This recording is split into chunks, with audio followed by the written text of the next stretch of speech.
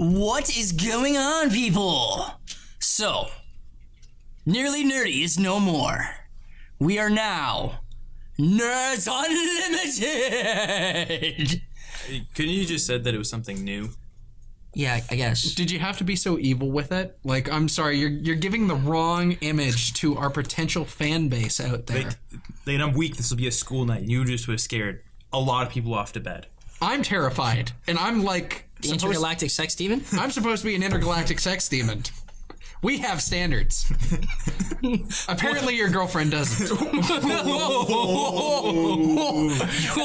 that note... Insert slap. And that's not even going to be by me. Oh, shit. On that note, welcome to another episode of our podcast. Another issue. Our first issue of us as Nerds Unlimited. I am SonicMTD, and no, I am not cosplaying the Purple Man from Jessica Jones. Stop asking me. Oh my god! I was thinking about it. Right? Yeah. He looks like strangely familiar. Can you just go, Jessica? Jessica! Oh, wow. And he says I was creepy with that, eh? Like it's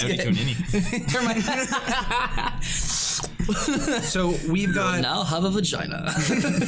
So we've got a hell of a show today. Yeah. We've got some stuff planned for Marvel, some stuff for DC, some stuff for gaming, some stuff for anime, and our fairly popular Game of Thrones stuff, which I know absolutely nothing about, but I can feel the gushing. So, all the lore. all the lore. We each brought separate pairs of pants for today. I have mine in here. I don't know if you guys can. My pants bag. AJ's borrowing mine. Mine's behind. So, let's get started. Our first topic of the day is... How did you do today, Matt? Huh? Yes. What do you mean? What? Yes. Yes. Confusing. I know. Interesting. I just want to throw a loop in your whole bullshit. It's so confusing. I have no idea what is going on, but our first topic is Luke Cage Season 2. They've released Misty Knight's bionic arm. What are you guys' thoughts? I'll have to figure out how it pans out. Like, because once again, I don't know the story in regards to her arm. I saw the first season of Luke Cage, and the acting talent that was there was fan-freaking-tastic. The actress playing Misty Knight did a incredibly good job. Pops, I knew he was... Okay, spoiler alert. I knew that he was going to be the Uncle Ben of this series. And not just because rice was found near his corpse. And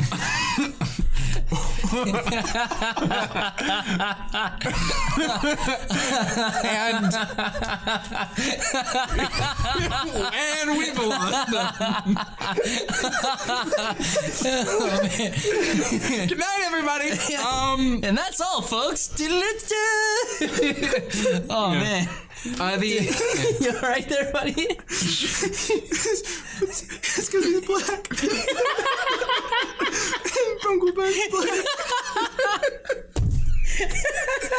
I knew the joke. This guy's dying over it. Yeah, I think I wasn't expecting it from Matt. Oh man, it's good. That's good. The actor that played Raphael Scarf did a fan-freaking job. His actor, I know him. He was in Field of Dreams. He played a young Archie Graham. He was also in Swimming with Sharks. It is driving me nuts, but it is good to see him on screen after like such a long hiatus. Where have you been? And I've seen him in some non-popular movies, more particularly of the color notion. What? No, I'm just saying. Okay. You're saying the character itself, the actor. He's been in a bunch of other movies, just like not a lot of mainstream movies. Sorry, I'm drawing a blank when we're talking. Talking about Uncle Ben, the guy with the no. Pops. Okay, Pops. yeah. No, not Pops. I'm talking the guy who played Raphael Scarf. Who's Raphael Scarf? He's the detective, Misty Knight's detective, who secretly was dirty, who died.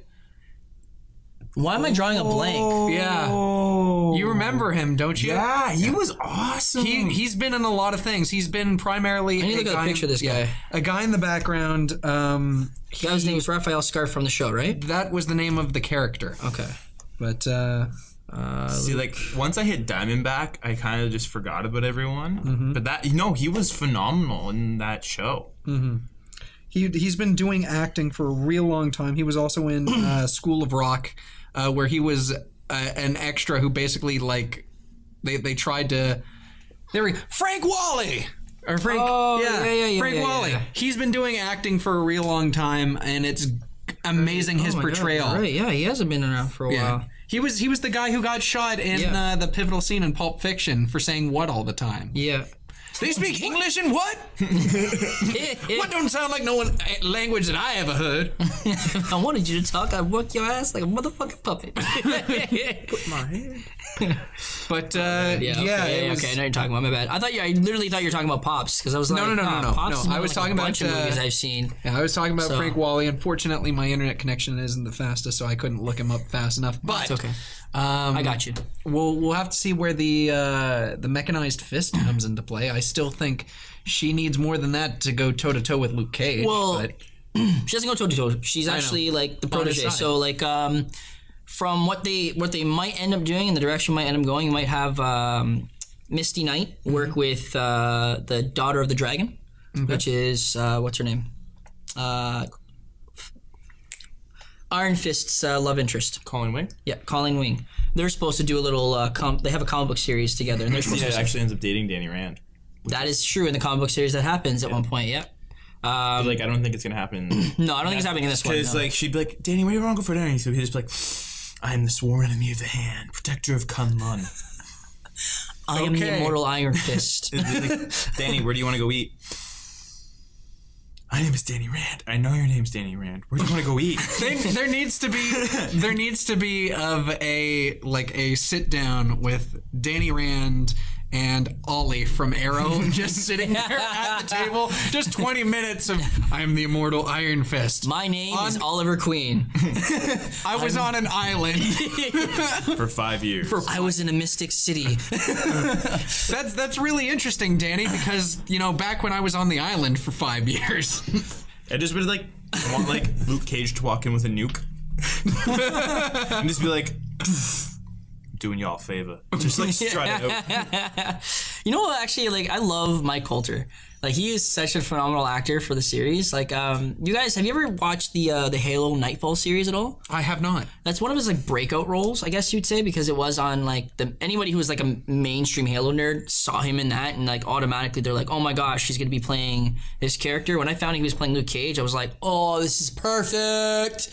Because he was awesome in the Nightfall series. He plays an Oni officer, and even better, they used the same character, evolved him a little bit, and then made him one of the lead characters that you end up playing in campaign mode for Halo 5. Whoa. So he is the lead character for that as well. So like if you look up his acting credits and stuff like that, like he's got a small amount of acting credits that besides like Luke Cage being the most prominent one. Yeah, he plays the Oni officer for that. And that was one of my favorite roles to see him in, was because like you're sitting there, you're like playing him and he's hunting down Master Chief the entire time, right? So it's pretty cool. Also, fun fact, Men in Black 3, he's in that. He plays actually Will Smith's character's father. Yes, he does. So he's the partner of Thanos in Cable and the baby daddy of Deadshot. And he's also Luke Cage. Yeah. That's just a whole lot of nerd lore. Like, right there, just boom, boom, just boom, wrapped boom. around. Who's your daddy? Right? So, what does he do? Yeah. And ever since then, like he's got more roles. He's in the movie Girls Trip that came out recently, which is pretty much like the black woman bachelor party, or I guess. So basically Bridesmaids. Bridesmaid, but more ethnic. Yes, more. That's ethnic. Here's the question, because I went to go see Atomic Blonde like a little while ago, and there was the option between seeing Atomic Blonde and that movie, pretty much like Girls Trip, and they were both playing at the same night. So it would have started with Girls Trip and then opened for Atomic Blonde. And yeah, have you seen Atomic Blonde? I have not seen Atomic Blonde. No, oh, but I heard it's really my good. It's really God, the amount of gore and the amount of bloodshed that happens. Like I saw a man get killed with a hot plate. That's with Charlize Theron, right? Yeah. You know what's funny? Didn't she not play a role that was like based off a video game or a comic book way back in the day as well? Maybe there was a lot of video game movies. No, that were like made, it was during the especially by time. UA Bull. It was during the time that Mila Jovovich played Ultrasound. No, Ultra. Oh my gosh, what's the movie? There's a movie that she played. Underworld? No. Anyways, you know what? We're totally venturing off topic. So back to the arm. Yes, I hope they add a little bit more CGI to the arm, only because the arm looks like my son made it. Yeah, it wasn't really well done because in the comics it's actually like goes up to her shoulder. It's a full like mechanized like it has like its own moving shoulder. It has like a hinge for the elbow, wrist, full finger movement. It just kind of looks like someone put like a battery in a prosthetic arm and put it on her little nub. Exactly. But I can't quite help but notice. So in the first season, she was talking about how like vigilanteism isn't the way, and that there's a reason why the police are around for law and order. And so now she's walking around with this giant power gauntlet. So when you watch Defenders, you'll notice that she pretty much loses her job as a police officer because she was helping out. Okay. Right. Spoiler alert. So because she was helping Luke Cage and the Defenders, her captain's like, if this doesn't change this way and blah blah blah, you're pretty much out of a job. So let's just say she loses her job. And most I feel like that's the direction they're gonna go. Yes and no. We can't really say anything because I feel like she still has her job. I feel like she's like getting. But I feel like she's already like on that thin ice that it's gonna be like one thing's gonna go bad. And the captain's gonna be like, hand in your badge, and she's gonna be like, with pleasure, boom, boom, and then walk out. And then the best way for me to describe it, I feel like it's gone. Her character arc is that she's now acknowledging that there is bigger threats that the police cannot handle alone. Yes, especially after the Defenders. After the Defenders, and that's kind of where she's gonna have that extra. You know what I mean? It's gonna be like the, oh shit, like I need to step my game up. Kind of like. Yeah, I mean, I need to upgrade, and this is what it's going to be. Hopefully, by the end of Daredevil, or not Daredevil, wow, that's the one I'm looking forward to next. Then season 2 of Luke Cage, we get a better arm. That's the best way, because like it does, it looks. It could be, and that's the thing too. This is the picture of them just walking, right? So this is like a set photo. Yeah, so it's not a full CGI. It's not a full exactly. So in the motion of it all, they could polish it up. Come then, they could easily add a little bit of CGI because that arm is supposed to do some crazy ass shit, right? It's supposed to pretty much be like a cyborg arm from like DC's universe where it like just pops open, does crazy shit and yada yada, right? So let's hope it does that. Going on to more Marvel news. What the fuck? Phoenix being grounded? Like, what do you mean by that? So X-Men has now talked about how they're going to ground the new Phoenix movie that's coming out, right? Because you know they're going with the direction that they're trying to talk more about Phoenix and elaborate more on the Phoenix saga. So they're not going in space. They're literally just having it take place on Earth, and that's it. So they're remaking The Last Stand? It might. Well, that's yeah. Days of Future Past messed all that up, right? So Days of Future Past basically rewrote everything, so now they can do whatever they want and just continue on. There's a lot of things that go into the filmmaking process when it comes to these designs. Whether or not it would be more cost effective, I don't know, because once again, anything that's comic book related, they're gonna chuck money at full throttle. Yeah, but maybe they came to a realization that something just would work better on film than it would in the comics, or maybe they want to take it in another angle. We won't know until the movie hits the theater. We won't know until we actually go ahead and see it, and then the reviews come out and what have you. So I'd like to be somewhat optimistic. Maybe it's just a different interpretation of it, kind of like how Logan was a different interpretation of the old Logan comic books. Like there's not everything that they did that was like gospel. Yeah, but for the most part, though, given what we got, it was pretty good. Yeah. Right? Like, we were satisfied with it, right? Yeah. Whereas you're dealing with, it's like saying, oh, Thanos was on Earth the entire time. Yeah, well, like... This character's an intergalactic being. It's totally different. So am I. Matt's everywhere at once. Yes. Yeah, but like, that's what I'm saying. Also, he's in every dimension doing everything he wants. Yeah. Everything I want. But it's a cosmic and that's being. What you like. Everything. Keep that stuff on your side. Keep your space stuff over there. But like, I like the idea. I kind of agree with the option because with Marvel, you can't really compare X-Men's universe to the Marvel universe because Marvel has had the time to elaborate and spread out into space. Like with the Guardians, you were more introduced to Thanos. Like you actually got to see him in his purple chair. Oh, we get that. But like, you know what I mean? Just needs to get their head out of their ass and make it work with Marvel. Well, no, yeah. Sony's made it work. Because how amazing would it be to see the Phoenix Force in the X-Men versus Avengers, where Cyclops, Colossus, Emma Frost. Is Jean Grey involved in that as well? No, because Jean Grey's dead at this point. At least those like core members all get infected with the Phoenix Force, and it gets to the point where Cyclops just offs Professor X. I know. Like literally, it's just like I'm done with this, and just which is huge. Like I remember reading the post of that where it was like the Uncanny Avengers, like the #1 comic for that, and he has Havoc as the leader of the Avengers. So like, Havoc, what the fuck? And you see him walk up to the jail cell that Cyclops, his brother's in, and he's just like, why'd you do it? And he's like, I was just fed up. I'm like, the thing about comic books is that there's so many different interpretations, so many world reboots, so many different ways that you can take the story. I have absolutely no clue where the X-Men series is going to go. Like I have absolutely, because once again, with how Logan ended, I have honestly no clue. All bets are off for me. So it remains to be seen, and I'd like to be somewhat optimistic. That's all I can be.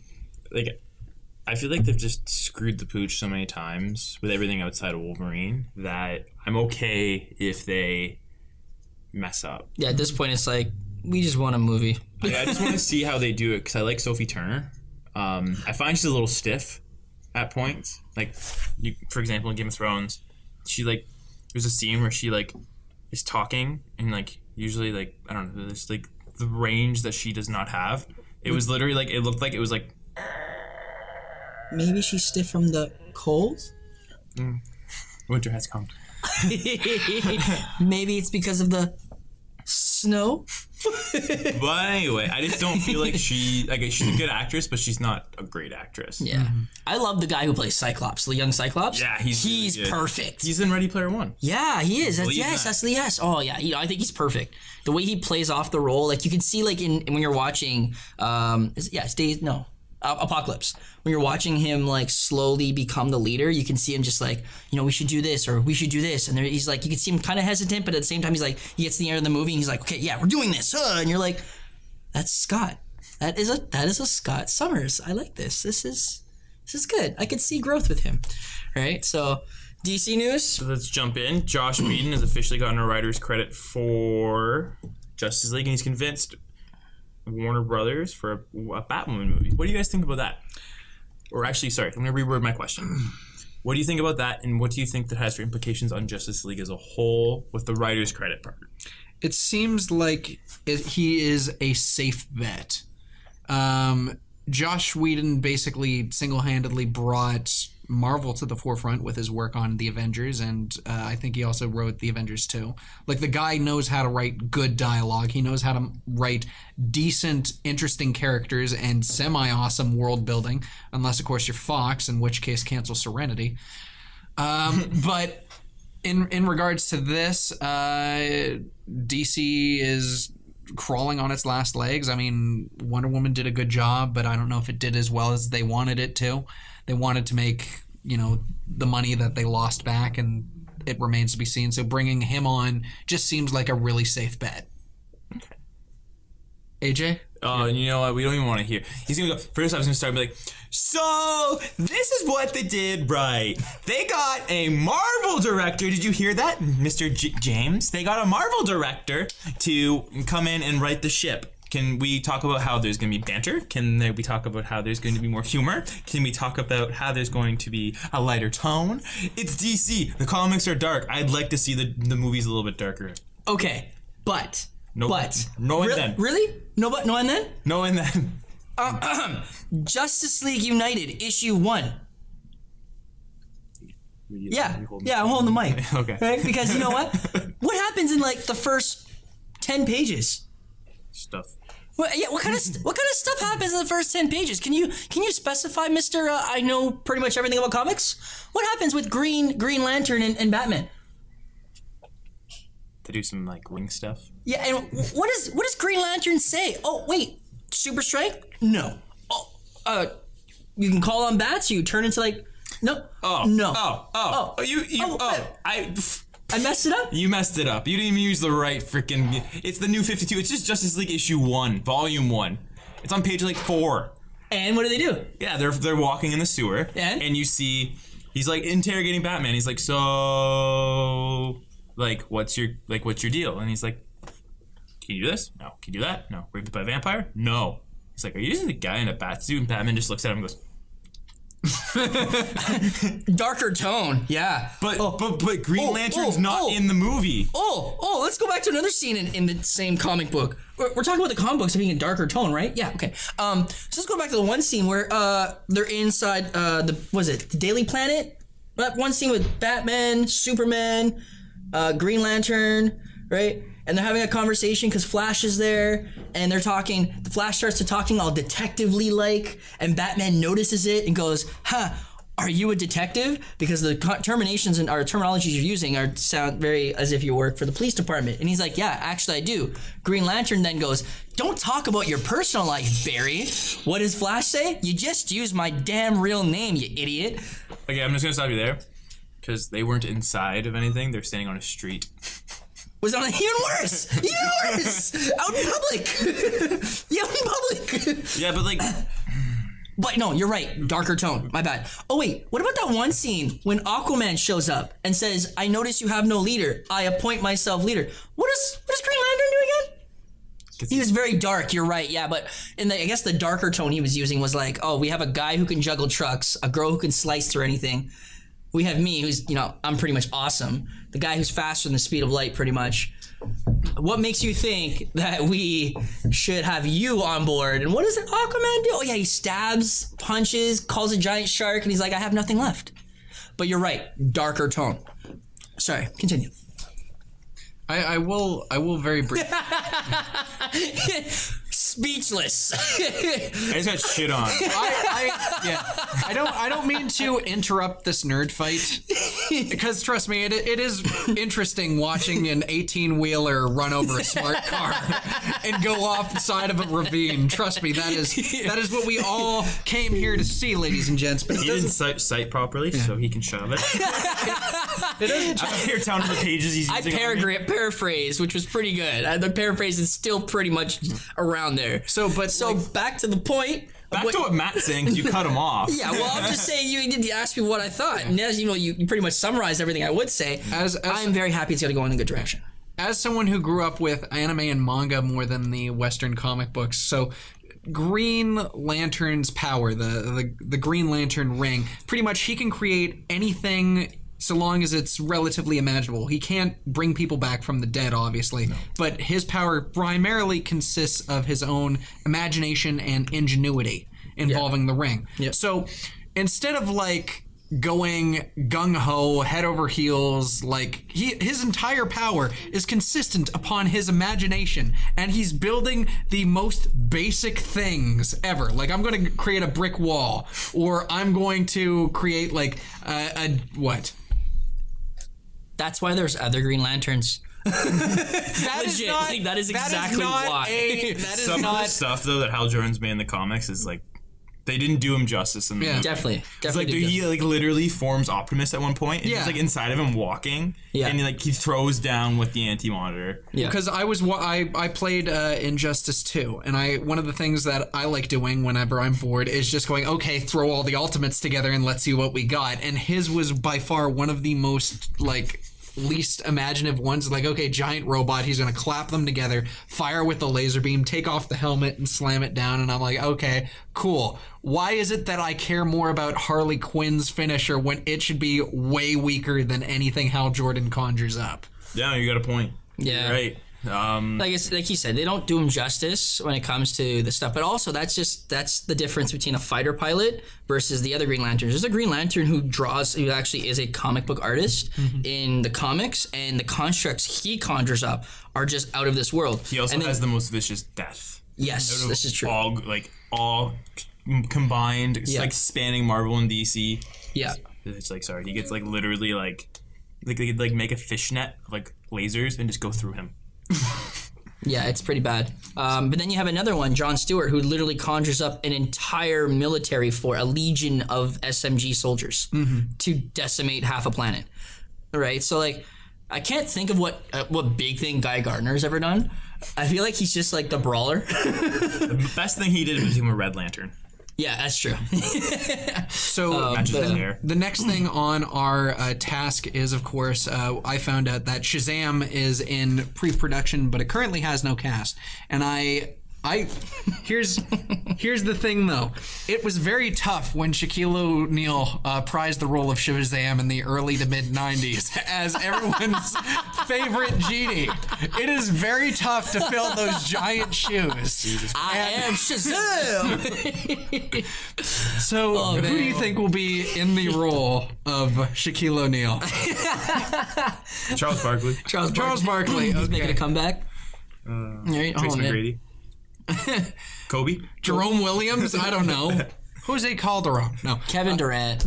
LeBron would be the funniest though, because he actually is a funny actor. Like, have you seen him in what's that movie with Trainwreck? Yeah. Yeah, it was a train wreck I watched, yeah. Yeah, it was a train wreck, but he was the funniest character of that movie. I really enjoyed him. Like, he was sitting there and the guy's like, really LeBron, you're not gonna pay for this? And he's like, yeah, but you got this though, right? And he leaves him. He's like, really, I have the biggest NBA star. I'm drinking coffee with him, and this guy can't even pick up the tab once. This guy can't pick up the tab. But Shazam, I know practically nothing. So the story of a young child who gets godlike powers and powers of, well, Shazam, but it's a mystic god. He gets the powers of like Solomon. That's it. Like, it's all different, like mythical, different people. Like, it's like the wisdom of Solomon, the strength of Hercules. I think it's like something of Athena is next, and then it's like the electricity of Zeus. And then it goes on. Okay, so the question I want to ask. So, as someone who is representative of those who weren't born into DC and Marvel comics, right? Why should we get interested in the character of Shazam? Because I like the fact that the character of Billy Batson, he's an orphan. So you take a rundown, beat down kid who's had no luck, always constantly getting in trouble. Like, you know that, like, it's like the making the best out of a good situation story. Yeah. He gets randomly picked for this. I don't know. Actually, it's not random, is it? Because like they were watching him, but at the same time, it was like from what the last comic I read, where it talked a little bit about his origin. They've changed the origin a little bit, in some comics. Captain Marvel for a while as well. Exactly. Well, that was so. The reason why they switched from Captain Marvel to Shazam was because of Marvel. Marvel having the name, and then they've had two Captain Marvels running for like the longest time, right? So that was the biggest issue. So they fought DC on that. Because he was Captain Marvel for the longest time, and it was Shazam Comics, which was the reason why. Then they just changed him to Shazam. Anyways, I digress. So his character, basically making the best out of a bad situation. The kid was an orphan, constantly getting picked on, constantly getting beat up, trying his best at making ends meet. Two would be relatable to kids. Very relatable, because it's a kid. It's funny too when you watch him in Young Justice, and they've done a really good job of this. When he's in the full, like when he turns into Shazam, he's a full grown man. Yeah. And when he's at the Justice League meetings, he for the longest time the Justice League had no idea he was a child. Yeah. So he was like acting as a member and like being really immature, and then it turns out he's literally like 10 years old. Yeah. So it's like, and it's cool too. It's like handing a 10-year-old the keys to a Ferrari. Yeah. And it's like, hey, I want it back in mint condition. It's like seeing what you can do to it. But the thing that I've noticed with the Shazam movie is Shazam's main only villain really is Black Adam, who's been cast, The Rock's cast as him, is not going to be in the movie. So how are you going to, who are they going to make him fight? Like, is he going to go up against Superman? Because he has done that before. Yeah, he's like one of the people who would take down Superman, because Superman is... Yeah, they have very... And he's also... Yeah, he's oh my god. No, he's weak to magic. That's the word I was looking for. Yeah, he's weak to magic. Which Shazam's powers are completely magic, right? So that's the cool thing about it. But yeah, you know what? High hopes for it regardless, because it'll still be fun to watch. It's definitely going to be a good kid movie, right? And I think that's going to bring I want Jacob Tremblay to play him. Yeah? Yeah. That'd be good. It's going to be... I think this and Flash would definitely be the lighter movies of the DC universe. But it's for sure. Flashpoint. It's like the darkest Flash story. I know, but it's because we have Ezra Miller, and Ezra Miller seems pretty funny so far. Yeah. Right. So, but Shazam will definitely be the lighter of the movies for sure, because you got a kid playing a freaking adult. Yep. Right. So, yeah. Kind of like the change up. Yeah. That's like, yeah. No. 13 going on 30. Yes, that's That. Yeah. just Is it? Yeah. 13 going. No. 13 going on 30. No, Yeah. the one with Matt. Mark Ruffalo and Jennifer. No. I'm thinking the one with Matt Perry and Zac Efron. Oh yeah. Where he gets he's 17 again or something like that. I think that's actually what it's called. Okay. Yeah. And so what's this? The duck is with the Batman in Gotham. Oh, sorry. I was like raging, and then autocorrect took over with the duck thing. But have you guys seen what Bruce Wayne looks like in Gotham? No. He looks like Big Daddy from Kick-Ass. I saw that. I was like, what is this stupidness? Matt, you gotta see this. Okay. Yeah, man. I was like, what is this nonsense?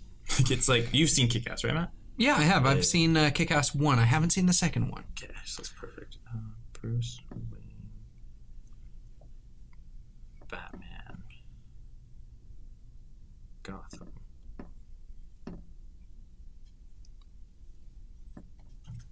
Do do do do do. Do do do do do do do do do do do do do do do. Well, while he's looking that up, we'll go into a little bit of gaming. So Bethesda. Bethesda is the guys who make Skyrim, right? Yes. Yeah, they're making a Game of Thrones adaptation. Well, okay, so the story that I checked, so I used Sorry, Matt. that's Batman. That's Batman. No, it could be worse. He has no ears. It's a testing out version before he becomes. It's basically like Daredevil, right? Like you're sitting there looking at him, going, "Okay, you're wearing a T-shirt over your face. What you doing, Matt?" True. But so there was a story that was going on a little while ago where it was rumored that Bethesda was in works talking about doing a Game of Thrones video game. This was leaked via Target. There was a list talking about how that there was. It didn't say anything other than unscheduled Bethesda Game of Thrones video game, and that's pretty much what it was. It was picked up by sources like IGN. It was picked up by Forbes. All these different other things. Currently, though, I'm actually getting conflicting information. It appears to just be a rumor. There's a CEO that is talking on behalf of Target that is saying, "Oh, it's just a hoax," right?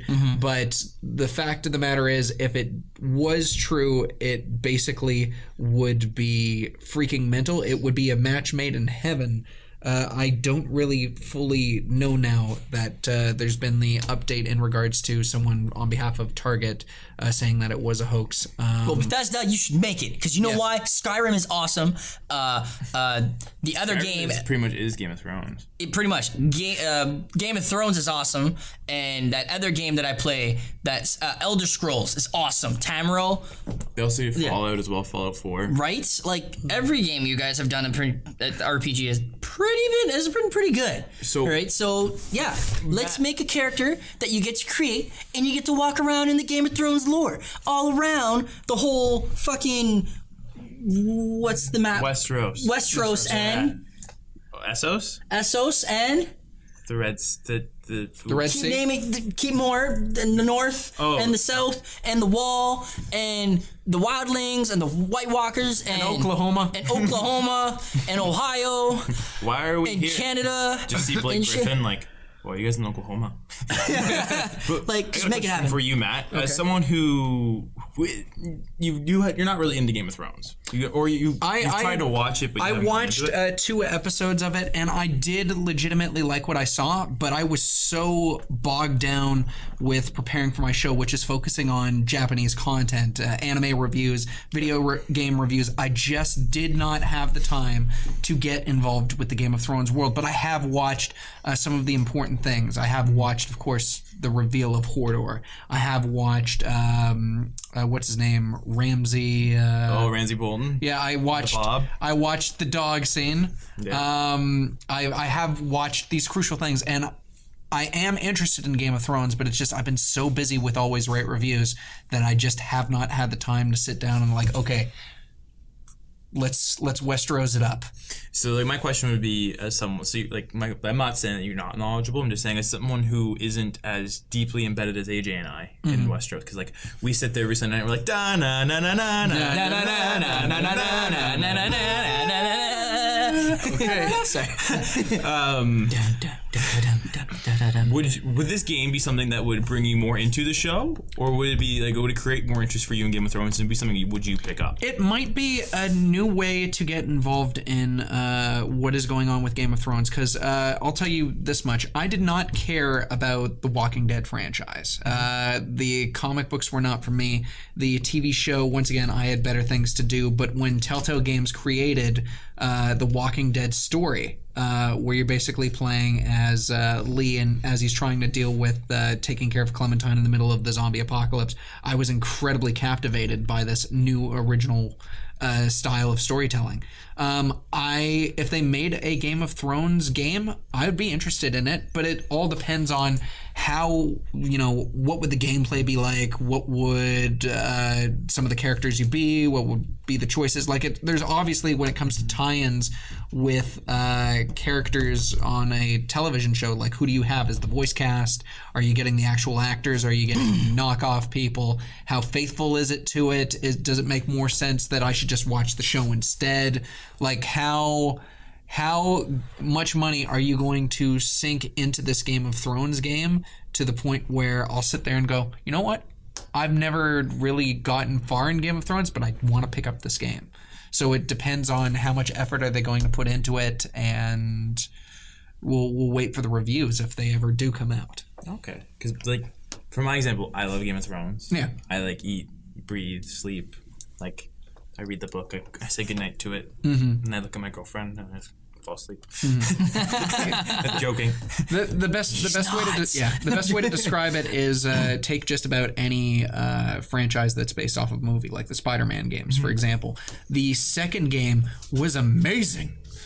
Oh my god. You had Tobey Maguire actually leading the voice role for the character. Same goes with you had pretty much most of the people that were in the films lending their voice acting to, I think it was Activision who was the company. Activision's been the one that's making Spider-Man for a while now. But it's the Shadows too, right? Sorry. But once again, when it comes to a series that is based on a popular film or a popular television show, you have to run the risk of, okay, is this a legitimate entry that they're trying to have into the series? Did they put heart into it? Or is this just a generic cash grab that they're doing because it's at the height of its popularity or because a movie is coming out? A lot of the times developers will sit there and go, the most money we're ever going to make is while this movie or while this show is in the middle of the popular culture. We need to get this done. We don't have time to bug fix. We don't have time to do anything. Just get what you can out that door, make that money. I think the smartest thing in regards to that too is Walking Dead. They did capitalize on that, which was awesome. Mm-hmm. But the way they capitalized on it was not like, I guess, an RPG where you're the character walking around doing all these crazy shit, whatever, whatnot, or a character from the show or anything like that. They actually did like a Telltale game. Right? And have you played the Telltale games for Walking Dead at all? Yeah. Yeah, really good. I love them. I had a great time. Creepy as shit sometimes, right? But I loved it. The fact that you're like this little girl and you're just like basically seeing all the characters from The Walking Dead, but in good taste. So you're talking about episode 2, where you're playing as Clementine? Yeah, no, episode 1 and 2. You're not playing as Clementine. No, you're playing as Lee. I only played the first one. Yeah, you're playing as Lee Everett. Second, but you do bump into Glenn at the very beginning. You bump into Glenn. You also bump into the guy who owns the ranch. Oh yeah, right, and his daughters. Mm-hmm. Right, so you bump into most of the characters along the way, like the prominent characters that are at least season 1 through 3. So it's not too bad. Right, and they mention Rick. They mention some of the other characters as well, so it's cool. But yeah. Before we got to the Telltale games, though, there were other entries into the Walking Dead. There was like a first-person shooter. Yeah, but it did terribly. But no, the Walking Dead had the Telltale game first. Then they released that one with, oh my god, the guy with the crossbow. Yeah. Who was actually not even in the comics. Daryl, yeah. So, it was... The power of Norman Reedus. Yeah. But yeah. Boondock Saints.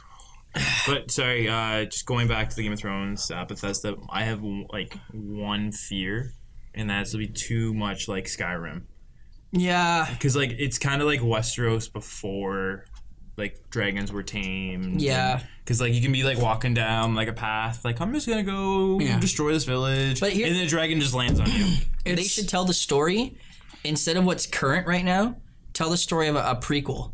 So you want to see like Robert's Rebellion Or Rhaegar, the Mad King, or something like that. Yeah, that'd be really good. Aegon's conquest across all of Westeros. Yeah, that would be good. Or even have the Kingslayer have his story from his lead up, growing up and stuff like that. That'd be cool. Because, you know, we gotta have a little. If it's a Game of Thrones adaptation, Gotta have some Lannister in it. Gotta have some Lannister in it. It would be gotta a have some fantastic incest way. in there at some It would point. be a fantastic way to do world building for what hasn't already been explained on the show. Exactly, because there's a lot of questions that are unanswered for us people who haven't read the books or anything like that. And he's reading the book, so he gets an idea of what's going on.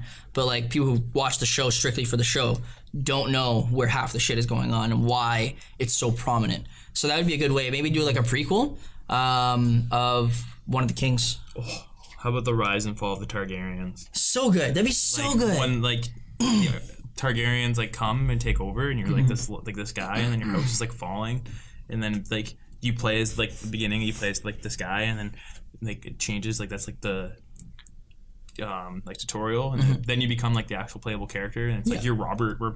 Sorry. Right? So Bethesda, if you guys want to have a good story, Trevor Quigley, look him up on Facebook. He's got a great idea. He can help you through setting up that idea. Make sure he gets a writer's credit too, please. Now, there was a Game of Thrones game that actually was made by Bethesda, wasn't it? Where your character pretty much gets like stabbed in the neck by Ramsay Bolton. Like they made Yes. Yes. Yeah, and there was also Telltale as well. Yeah. Is it Telltale game? Yeah. Yep. So they have done stuff for Game of Thrones so far, but it remains to be seen. If they do it with Bethesda, it seems like a match made in heaven, but we want to see more than just what we got with Skyrim. Yeah. We want to see innovation. We don't want to see another Morrowind. We don't want to see another Oblivion. Give us something that'll make us feel like this is Game of Thrones. Yeah. So on to other video games. I guess Secret Wars make it a video game. You know what? I just hope they make it like Marvel Ultimate Alliance. See, I was gonna say I don't want to like Marvel Ultimate Alliance. I liked it. I really enjoyed Marvel Ultimate Alliance. Like I did, but I played it again recently, and I was like, I don't know why I was so into this. Because it was like a fun Marvel game that you can play with people. Yeah, That's why. It was like good co-op game to play. It was a good co-op game with an incredible amount of characters to choose from. Kelly, didn't you jump on that for a little bit with us? Maybe. I feel like me, you, Kelly, and Sharks played at one point. Or me, you, James, and Sharks, sorry. Like I played Marvel Ultimate Alliance. I own both the games, but I played it for roughly about maybe an hour and 30 minutes.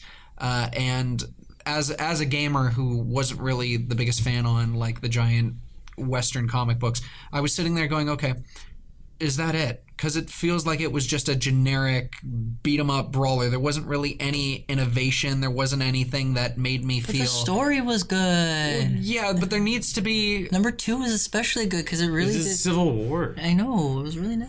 It was Sorry, nice. They Matt, really go did ahead. Like it just, yeah. It felt like there needed to be way much more, and maybe it was probably a result of trying to have the sheer insanity of that character roster. It just felt like it felt mediocre for me. My one thing I will give that game credit for is I feel like it launched the popularity of Deadpool tenfold. Oh, big time. Because Deadpool, for me, when I first played it, was like the easiest character. Like, he felt like a cheat code. Yeah. And then everyone loved him in it because you got him right off the bat. You could just have him on your team. Yeah. And then his character in the second one was like, oh, I'm just here to assassinate someone. Why are you guys here? We having a party and I wasn't invited? No, He's like juggling grenades. That scene when he does that, he when you first fight him as a boss in number 2, right? Because he's sitting there and he's just like, what does he say? He's like, he catches you and you're like, what are you guys doing here? He's like, whoa, me? Oh, I'm just here appreciating the cherry blossoms. What? A man can't watch the cherry blossoms and come to the cherry blossom festivals? I see you judging me. You're judging me with your eyes. And he shakes the camera and he's like, that's it. Boss battle. Right? And then he goes right into it, right? One thing I really appreciate with that character is when you got the discs and you listen to them afterwards, he sits there and he's just like one of the voiceovers. You see him come back and he's just like, hey, yeah, you editor guy. I thought this was supposed to be Deadpool's Marvel Ultimate Alliance. You told me I was going to be on the front cover. I'm not even on here. What the hell is going on? You know what? I ought to take my swords and... Wait. What the hell? Did you just draw my swords away? Right? He's like, what the hell is this? And he's like, oh, I see what you're doing. All right, I see. You're going to draw me out of the whole thing, eh? I'm out of here. Right? He just leaves, right? But it was funny. It was like, yeah, right. It definitely lodged his popularity for sure a lot more. Well, here's a question. So if they're planning on making a Secret Wars video game, why should the general populace be interested in something? Tell me about the Secret Wars. How epic. It's literally, isn't it not literally every amazing. Marvel character? Yeah, like there's... Like you and that's what I'm saying. It's going to be like a Marvel Ultimate Alliance game because of the roster. Pitch it to me. What is the instigating factor that starts off this Secret War? I'm gonna let you take this one. No, You're a Marvel guy. Trevor, that's all you, buddy. I'm actually not that comfortable with Secret Wars. I'm still same here. Like, so I just like it because of the scope of the story. We're gonna have to come back to this one here. We're gonna bring this to next week. All right. I'm gonna look a little more into it. Like I said, all I know is that they tend to use like a vast amount of characters throughout it. There's some deaths that happen. There's some people you just are introduced in the series as well. So like, there's a lot of. The reason that I put that, like, I thought that we should talk about it is just because of the scope of it, and I just wanted to know how it would be done. Mm-hmm. Yeah. I just don't want it to be like a Marvel Ultimate Alliance. Okay. I would like it more to be like an RPG kind of. Video games have been adapting over the years. We'll see how it goes down. Yeah. Mm-hmm. So, I think I'm very excited for this next one. oh, tell us. Should Overwatch's updates. Okay. Oh. So before we get into that, let's What talk. you guys sploosh? Yeah, because both of us are Overwatch. Yeah, junkies. huge. So before that, Overwatch also released a wonderful animated short talking about the origin story for Mei. It was incredibly tragic, and I cried a great deal when learning about the relationship between Mei and Snowball. Have you seen the animated short? I strongly recommend you should do that. I think, you know what, when you have some time, just I watch. haven't even played Overwatch. Don't worry about playing. Watch the animated shorts. The animated shorts are really good. They're really done. I feel like they should just do a TV series based off those. The best way to describe Overwatch, the universe in general, is, okay, picture Civil War for Marvel. Picture Captain America basically ends up losing, goes rogue. Soldier 76. Yeah. But before, the Avengers collapses in on itself, Judgment Day Terminator happens, and so that's why the Avengers is created to basically combat the T-1000s. They swoop in, kick everybody's butt, and then Steve Rogers ends up losing and goes rogue. And basically, they're all called back to arms to deal with the ongoing threats, the ongoing crises that are happening amongst the world, while also dealing with people that turn their back on Overwatch and are hunting them down slowly as part of the terrorist group known as Blackwatch, or formerly known as Talon as well. So there's a lot of different things coming into play. If you've never played the game, watch the animated shorts. The reason why I fell in love with the game was because of Anna's origin story. It was harrowing, and it's one of the reasons why I main her, just because of her story alone. I think my favorite for that, if you watch the animated shorts, watch the dragons. So Dragons? Exactly. Rock the dragon. So I have a question. I've seen trailers and stuff. Is there a giant monkey you can play as? Yes. Yes. His name's Winston. Winston, yes. He's actually he's the one that brings everybody back together. He's the lovable. job, He likes peanut butter sandwiches. Yes. And he loves peanut butter. Loves peanut butter. It's awesome. A lot of good characters. Like there's a lot of fun characters. My favorite main is Junkrat. He kind of reminds me of like a flamed up Joker. And when I mean like flamed up, like charred more, like because he plays around with explosives. He literally walks around with a grenade launcher, just ping, ping, ping, with a giant rip tire grenade on his back. Right? But in Overwatch news, do you want, because I'm more of the technical person who will lay out the foundation, do you want to talk about the latest update?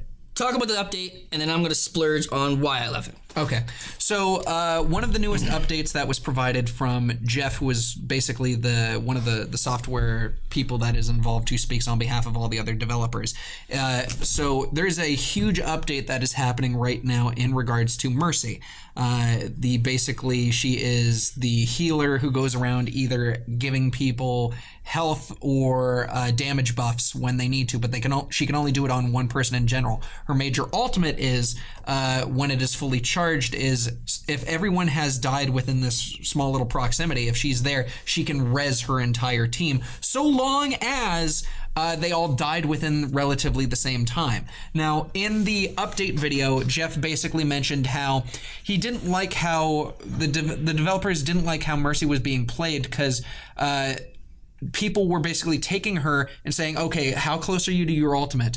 Okay, I want you to go and hide away from the action. Stay there. When everybody dies, you rush in, use your ultimate, and then everybody gets back into the fray. And the developers wanted it to make it so that way people that were playing as Mercy didn't pull away from the action. They wanted continuous play. So how did they correct this? What did they do? The first thing they did is they completely changed her ultimate. So the one where it's able to, when it's at full max, you can res everybody on your team. They've made it a secondary ability. You can now res people at will. There's a small little cooldown, but you don't have to build up that giant meter It's to like a 20-second cooldown or something like that. But you can bring people back from the dead, and it's not your ultimate. You can use it as a secondary ability. However, you cannot res your entire team anymore.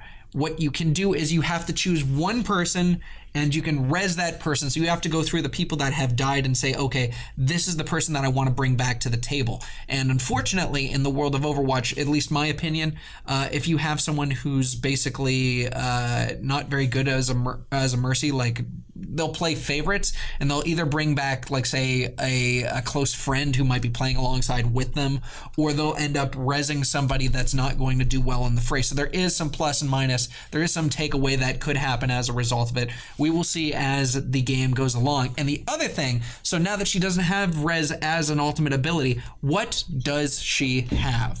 Jeff basically mentioned out that her new ability, Valkyrie, gives her a variety of different abilities. For one, she can heal the entire team, give damage to the entire team. She can fly at will. It's not like playing as Faria, where basically the jetpack gives you a nice little boost and then it slowly goes down. So long as your ultimate is active, go nuts. There's also a huge bonus in terms of those that want to be battle mercies and use her handgun pretty much and start taking people down. There's a damage bonus for that. She pretty much has like unlimited ammo. Yeah. She's in the sky just but because of this update, we're going to see an incredibly huge change in how Mercy is being played. To be honest with you, since I've been playing, not a lot of people have been using it that much. Really? Yep. Okay. Amazingly. So I've been playing a lot of 4-on-4 and I've been playing a lot of deathmatch. That's one of the other updates as well. They released deathmatch and 4-on-4 deathmatch, which is huge for Overwatch, mainly because you usually had like capture the point, escort missions, right? It's what have you. escort the payloads. Like, I'll tell you, it's a very generic game, right? There is no campaign.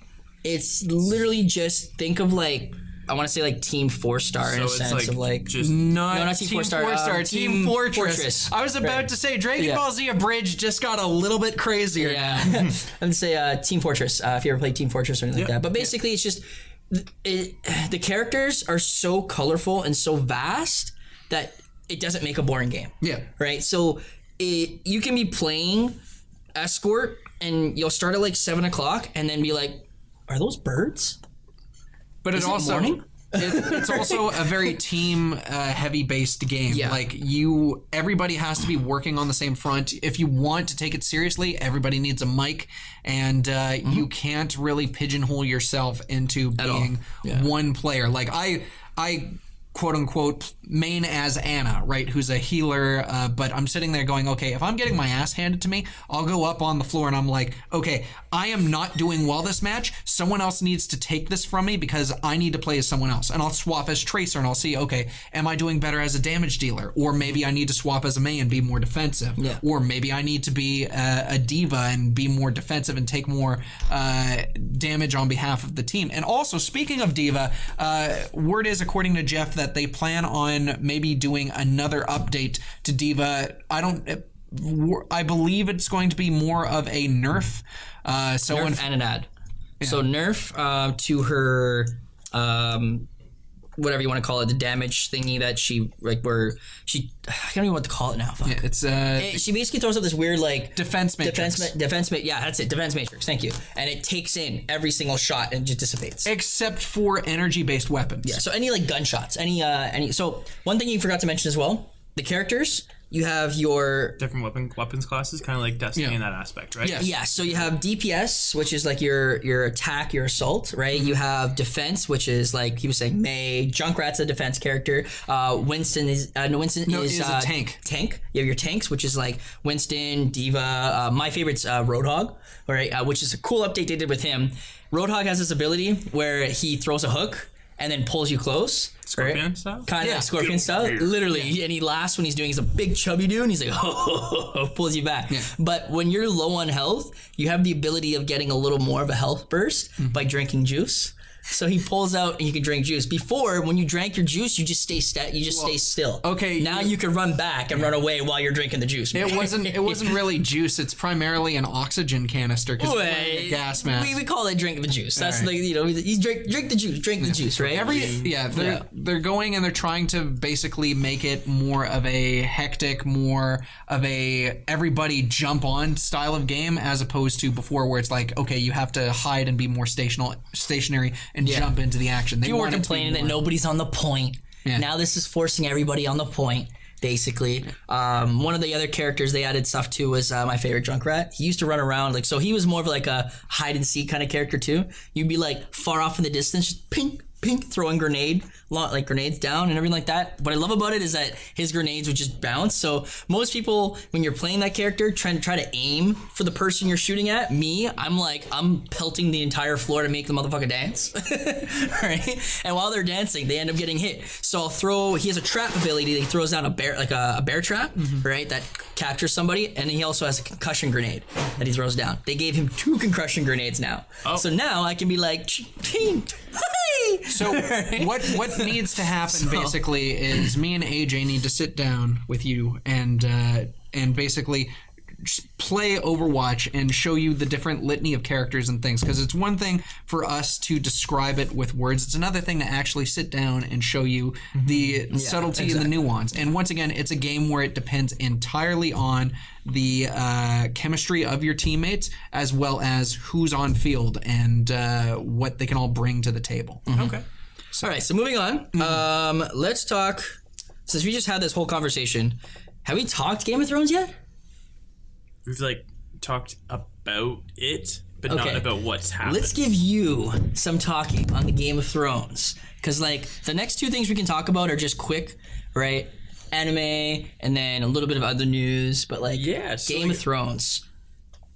Go. So much stuff happened.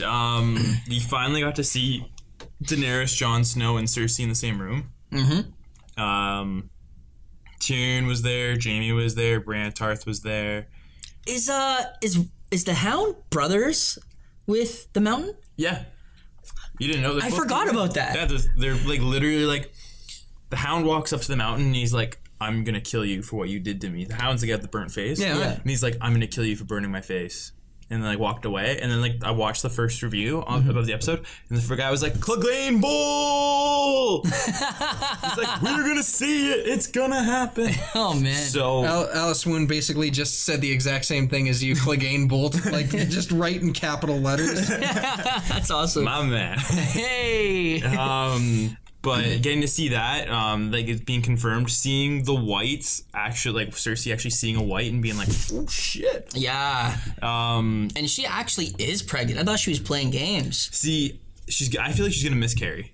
Which, okay, that's fair. But when Tyrion looked at her and was like, you're pregnant. And she was like, oh shit. So the one thing that I do know about Game of Thrones, because once again, my friends gush about it. So she is the type of person, she went to a fortune teller who basically told her that you would have 3 children, and all of which would die.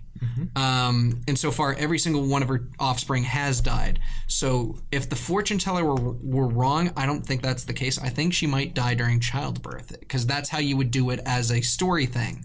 If you wanted to make it evil, sort of fortune teller type thing. So it's funny because her death is she chokes on her own. I forget exactly what it is, but she is like you yourself. You will be your own undoing. So that could essentially be what it is. I would like to see that. I also like to see Arya kill her, because Arya is just a badass, and I'll get to that in a moment. Because like, I picture my little sister, but just more, like 10,000 times more badass. Like Arya is like, you fuck with me. Like every person that put a knife to her mother's throat or her father's throat, Arya has slit their throat. Isn't she being like, wasn't she being like trained to be like an assassin or something like that? Oh yeah, she's been trained. She's like fully assassin. Like full blown. And then she became blind? For a bit, yeah. For a bit, yep. But she gained it back? Yep. Okay. And now she's, working on behalf of death like a Ghost Rider thing? Or is she just like, fuck it, just assassin? She literally She's just killing everyone that gets in her way. Okay. Yeah, anybody who fucks with her family, you're dead. Yeah. And you're dead. like, sorry, I just thought of something. Theory. Oh my god. So now that Baelish is dead. okay, so yeah, Peter Baelish dies, Littlefinger. Okay. Arya slits his throat. AJ, you can Oh yeah? do your... Okay, so like, oh my god. So this scene, I don't think anybody who watches Game of Thrones was expecting this scene. Like, I was not... This guy reads the spoilers. I did not. But anybody who didn't read the spoilers or whatever, watch, listen. Anyone who didn't pay attention to the leaked scripts or anything like that was not expecting this. Like, let's be real. We expected the dragon. We expected the White Walkers to show up. We expected Jaime to, Leave Cersei? Leave Cersei. Like, at some point, that was gonna happen. Because, like, you can see the tension slowly building. And she was, like, trying to trap him with, like, I'm pregnant with child. Stay with me. And he's like, fuck you, bitch. Can't come out with a tail. It's gonna be Joffrey 2.0. Right? Like, and, like, you can see that was happening. That Jon Snow eventually was gonna have sex with Daenerys. Yeah, I'm throwing a whole bunch of spoilers. But it's been, like, a week. So if you haven't seen it by now, well, tough luck. If the boat's a rockin'. It's probably incest? Yeah. Yes. It's Game of Thrones. That's her nephew. Let the nephew smash. But honestly, like, His ultimate is fully charging. The best part is they did like a behind the scenes interview with Amelia and Kit, and Kit was like, "Yeah, I hit it," and then like they're like, that's your aunt in the show, and he's like, "Good for John." And then Amelia's like, I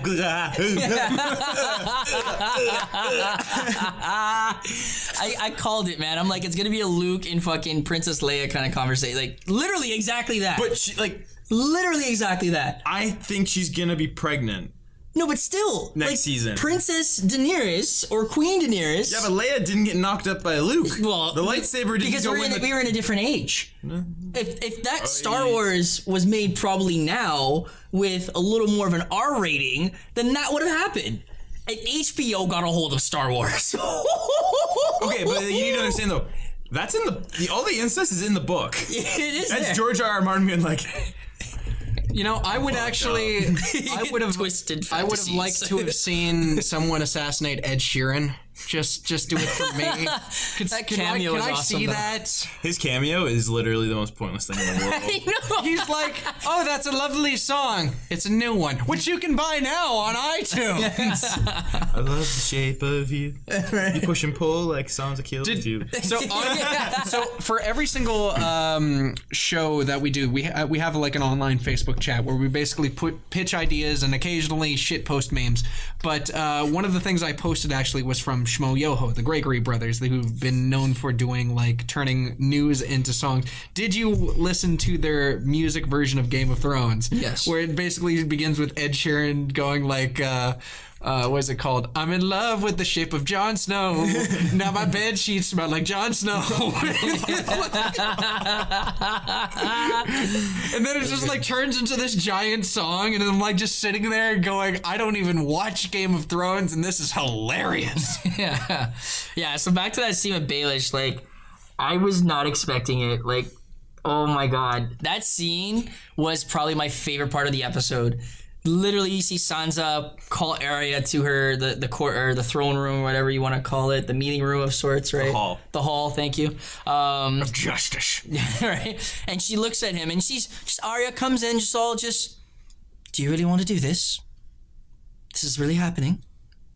Okay. And Sansa just goes, you've been, oh my god. You've been accused of high treason. You've been accused of this. You've been conspiracy, death, murder. And then she how do you plead? And yeah, stops. And she goes, to be more precise, the murder of our father Ned Stark. And then she goes, John Arryn of the Vale, Lady Arryn, the Lady of the Vale, all this and all this. And he goes, Lord Peter Baelish. And Baelish is like, he's off to the side, like, ooh, like I turn them against each other. Like, how do you plead, Lord Baelish? And he's like, wait, what? Like, literally, he does that in the show. Like, he's all like, he has a little sneer in his face. He's like, how do you plead, Lord Baelish? Like, he should have pointed himself. And he like walks into the middle. He's like, what are you talking about? Like, he's defending himself. He's trying to make it so it's not him. And he's like, I loved your mother. And he's like, and then you betrayed her and sold her to the Lannisters and got her killed. But Sansa, I loved you. You sold me to Ramsay Bolton. You do not love me. Yeah, literally it was just like, every time he tried to throw something at him, she was like, nah, nigga. Nah, nigga. Not today, ho. Not dealing with this. Arya just walks up and so funny. Just like one like quick movement, and he's like trying to like still talk and like plead his case as it's like bleeding out. He's like, and just drops. So is he deserving of the assassination? Oh, is he ever? Literally, not really assassination. So this was literally just. You've watched the first episode, so you're aware of why Ned became Hand of the King, right? Yeah. And so the death of John Arryn. The guy that they killed this last episode was the one who poisoned him, and then set everything in motion pretty much in Game of Thrones. Okay. Like, this guy's been the guy pulling the strings, and like there's a scene with him and this guy named Varys. I'm sure you know who Varys is, the old guy.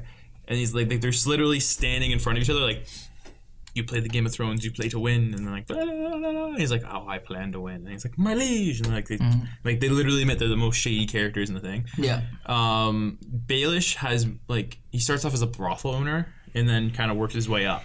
Okay. So he becomes on the King's Council and then like kind of goes from there, and it's just him manipulating and pulling strings and like going with Lady Stark and being like, the first thing is he took out Ned because he was in love with Ned Stark's wife.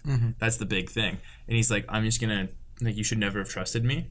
And it's cool because their son Bran's the Three-Eyed Raven, and he's sitting there and he's just like, I would kind of like, could you compare him to Stephen Hawking? Just like how like he's just no, because he's not. Yeah, but like he's not robotic or anything. But like how he speaks is just like, you were there. I saw you put the knife to our father's neck. And he's like, what? And he's like, and then you helped their mother get her throat slit. And they're like, what? And like, Brandon's just like, I see y'all. I'm the Three-Eyed Raven. So basically, what you mean to say is that he's pretty much like a precog. No, he is a precog. Yeah, he is. Yeah, Minority Report son. Yeah. Like, he literally, like, when he was trying to tell his sister that he's a Three-Eyed Raven, she's like, I don't believe you can see. He's like, you look so beautiful on your wedding day. And she's like, the fuck? She's like, how do you know what I looked like on my wedding day? And he's like, literally was just like describing every single thing. He's like, I'm sorry that it was Joffrey. And she's like, she's like, wait, mom? I need to go home. Like, you see like the shoes there still, and it's gone. She's gone. So it's really cool. Season 8, there's a lot of big things happening. Yeah, tell us. Think, well, the first thing that they said is a lot of people are gonna die. Like, all the people that were still like there are mostly fan favorites, and you're probably gonna see them die. Sounds like a very good George R.R. Martin flick. Yeah. And probably gonna be some more incest, because why not? Of course, right? I think we're gonna see Daenerys pregnant. One thing that George R.R. Martin has said twice now is that 5 characters will live to the end. It'll be Daenerys, Jon Snow, Tyrion, Sansa, and Arya. They will make it to the end. So it'll be interesting to see if they keep true to that. Nice. They'll all be King's Landing. Once again, George R.R. Martin is pulling the Flavor Flav of this group. Like, he is trying to be the hype man. He's like, oh yeah, nothing is going to ever happen. And then if something does happen, he's going to get, in wrestling we call it a pop.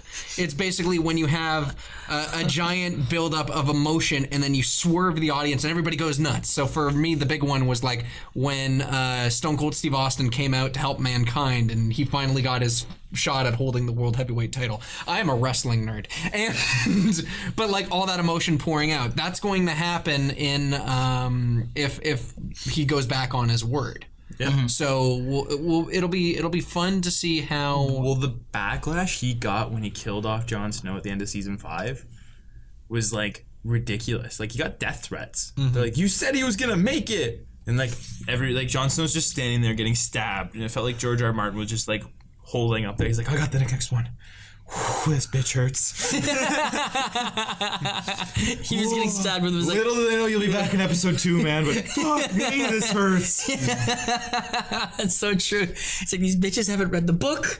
These bitches haven't read. They haven't read the book yet. Go read And like the book. the best thing, like the best Family Guy spoof I've ever seen is when like they go it's Brian Stu, they go to Comic-Con and like George R. R. Martin's there and they're like there's like just a line of like nerdy hot girls and it's like Brian's like, what's this? And like Stu's like, it's just a bunch of like nerds, like Game of Thrones sluts way, and they get some George R. R. Martin time. And then they like ended the episode, they like walk by George R. R. Martin and he's like, does this beard smell like nerd poon? Yeah, I think I saw that. Yeah. And he just walks away. Yeah. And then like George R. R. Martin comes in and he's like, that's not the real George R. R. Martin. And then like, they all fight to the death. There's two different like. That's funny. Anyway, it was just like. That's good. So what else? Okay, so we got this is kind of cool. Just quickly, little joke here. We got I guess from the ashes of Lian Yu, there's a gritty Robin Hood in the works. Will there be flashbacks? Why did they just call it season 6 of Arrow? Well, I mean, because once again, gritty everything is now all the rage. I mean, not too long ago, it went head to head against John Wick 2. I don't know why they chose this, but they did a gritty version, Guy Ritchie directed version of King Arthur. I want to watch it though. I heard it's really good. I've been told that it was really good, but the problem is that it's not just how good your movie is; it's also what else are you competing with. Fair enough. Yeah, they definitely didn't release it at a good time. But regardless, it's But grit is in. Grit is definitely in. True grit. True grit. True grit. Or grits and whatever you eat grits with. And then quickly, if you guys haven't watched the last Dragon Ball Super episode, y'all need to watch it, man. If you guys are into Dragon Ball and are into the new season, it sounds like you finally get to see Master Roshi do something. Yo, there's been like worth the wait, but it sounds. Oh man, there's been so much awesomeness that's happened in this tournament, man. Like Krillin has thrown a shoe at somebody and taken them out with a shoe. Is Yamcha in it? Yeah. Yamcha is in it, but he died again. No. They didn't have like a baseball episode where like he was super cool as shit in the baseball episode. Yeah, isn't he like the Wolfang fist with the ball? Yeah, he does. But like when they talk about the people who are going to be picked for the tournament, the whole time they literally explicitly did not want to tell him because they were scared he was going to want to show up and come to the tournament, right? Mm-hmm. So when the time comes, they're like, he's sitting there hiding. He's like, oh, you know what? Don't worry. They'll come and let me know. I bet what they're going to do is they're going to need like a 10th player. And then what's going to happen is I'm going to show up right on time when they need that 10th player and a ball of smoke and just be like, I'm here. But that happens. And he's sitting on the side and he's crying because they already got a 10th player and that was Frieza.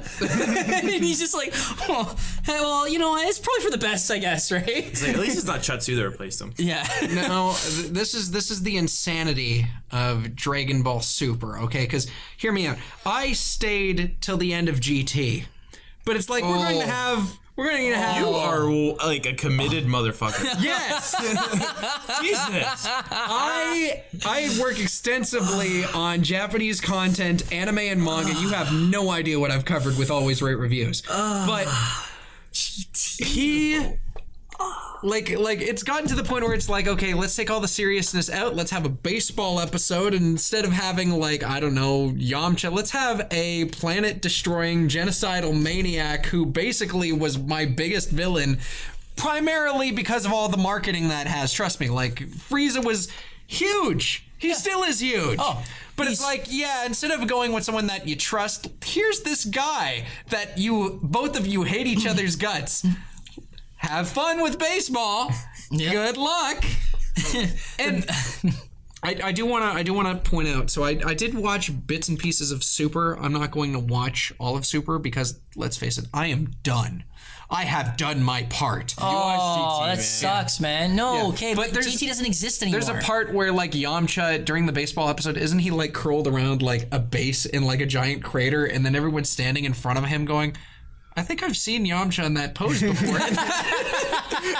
See a Sideman walk over. I'm sorry you're late. I'm sorry you're late. No, it's basically how he looked like during the Vegeta and Nappa like thing, like pretty much when he died. And I'm sitting there looking at this going, I'm done. Oh, it's so sad though, because like realistically, dude, this is like the best series that I've seen when it comes to Dragon Ball lore ever. Like I've watched GT, not all of it, thank God. The important parts, because like the first like 100 episodes are pieces of shit and freaking like filler when GT. That's not a good thing. But that's the bad part. That's the sad part about that. Luckily for Super, like anybody who's gonna get into Super, you have to you watch the first 2 movies. There's like 40 episodes gone. Literally, you're just like, there's like a good chunk of it gone. And then I think we're at like, I want to say we're maybe about 30 or 40 episodes from that. So it's not that much more that you have to follow. And luckily, they got rid of their weakness, which was all that filler. There's literally maybe, if we're lucky, I want to say 2 to 5 episodes of transitioning between sagas. So like you'll have like after like the epilogue episode, maybe one episode where they're like, oh my God, okay, so that was crazy what we did, da-da-da-da. They're literally going flashback. Third episode after that transition is where they kind of slowly, vaguely introduce the next villain. Fourth episode is where they're like, whoa, there's an actual villain. Fifth episode, they start fighting that villain, right? So they kind of do a proper transition now, which is it's not as harsh as what they did back in the day, where you have like 3 episodes and Goku's sitting there just charging you to Super Saiyan 3 for 3 episodes. You're like, oh my God. Oh my God. I just want someone to like make a video of him charging and charging and charging and finally hitting Super Saiyan, and then like letting a fart out and then just goes back down to regular. Funny you say that. They kind of make a nod to that shit, right? So No pun intended. No pun intended. So there's a universe that has these girls that are like pretty decent looking, but they have a transformation process that pretty much looks like Sailor Moon, where they're like floating around, hearts, all that kind of shit, right? Android 17, literally while they're doing it, throws a beam at them while they're transforming, and he's like, "What?" Because Goku's like, what were you doing? And this other guy runs over. He's like, that is disgrace. That does an injustice against what you're supposed to be doing. How could you do that? That's terrible. You need to respect the transformation. Goku's like, let him transform. Andrew 17 is like, dude, I saw an opening. It made sense. Didn't you guys not see that? I love it. Is 17's back in it? 17's back, and he's so awesome. He is so awesome. Like, sorry, one second. You Fred Flintstone for a second. Matt, have you learned that AJ turns into the wacky inflatable arm playing tube guy when he's excited? I was sitting there going, okay, you're either like Hercules fanboy or man. you are somehow you are one of Mr. Hell's disciples or something like that. First off, before we even start the whole Super saga where they're fighting between universes, they had the 10th person was supposed to be Majin Buu, because Majin Buu is still okay. So keep in mind, they start this Isn't saga. it just Buu though, not Majin Buu? They start the saga right after the tournament of the Buu, like you know where when the Buu saga and everything like that. And Kid Buu? Yeah, so Kid Buu, yada yada. He gets transformed back in the chubby version, right? They bring him back as just Majin Buu, and he's good. He's okay. Like he gets his fits every once in a while, but he can be decimated now because like realistically, Goku and Vegeta are Super Saiyan gods, so they can just be like, no, stop your shit. But cool thing about it, when they find out they're going to be do this tournament, Majin Buu is the 10th member, and Hercule and a whole bunch of the other trainers train Majin Buu to the point where he's jacked. He literally looks like a jacked version, like a mini version of Super Buu, but like he's without the lankiness and the whatever, right? But he's just smaller, more square, ripped and everything. And I was like, oh my God, are we going to see Majin Buu fight? And then he falls asleep for 2 months. Literally. And they're like, okay, so that's where they have to find the new 10th member.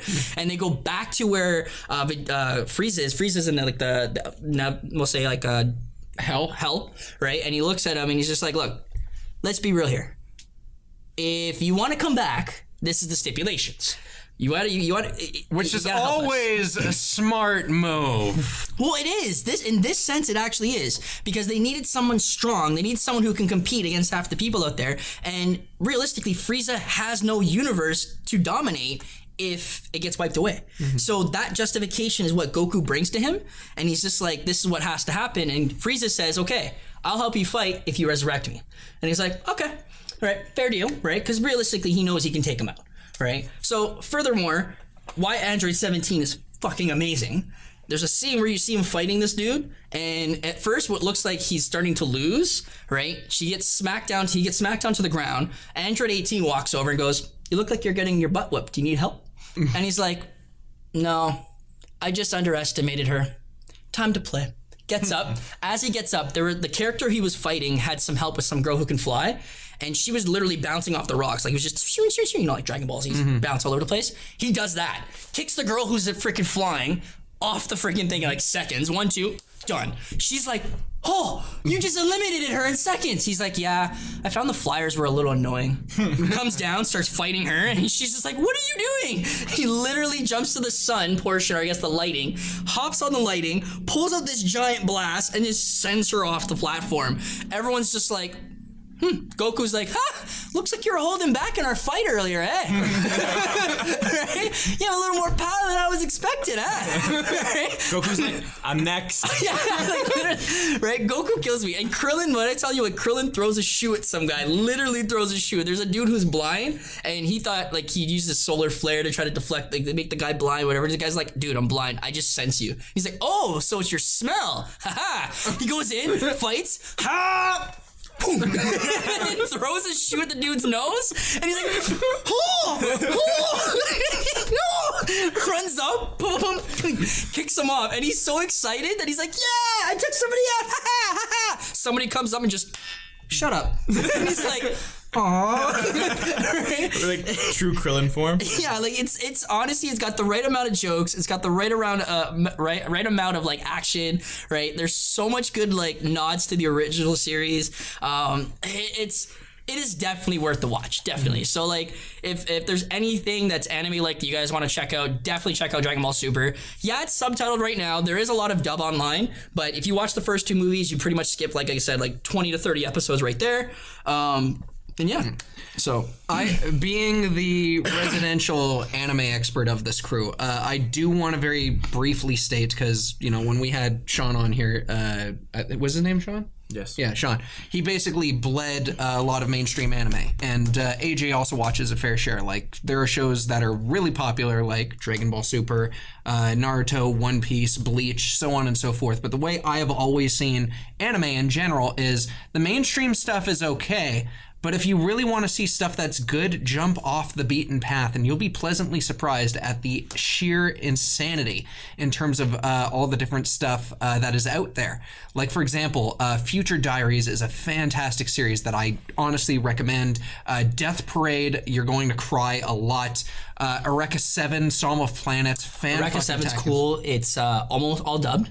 Right, so you'd enjoy that. But have you ever heard of Gundam Wing or anything like that? Yep. It's got a mecha feel to it. But it's a kid who ends up pretty much being like the main hero of the show. It's not bad. It's got a lot of different themes thrown in. It's a coming of age tale on top of talking about, there's so many different themes in terms of, you know, not, there's obviously going to be a war thrown in, but there's lots of things involving environmentalism and a lot of really abstract concepts. It even winks and nods to things that I honestly wasn't expecting. I'm on my 4th run through of Eureka 7 Psalm of Planets. It's a 50 episode series. It's not Dragon Ball Z length, right? But there are parts where I'm sitting there going, okay, so you're in this state where everybody's sharing the same consciousness. Why is there a scene where Renton is running around looking for a washroom, and then he falls into it and it turns into an ocean? And then I watch Train Spotting, where the main character, played by Ewan McGregor, is named Renton. And the entire time I'm sitting there going, this is a reference to Train Spotting.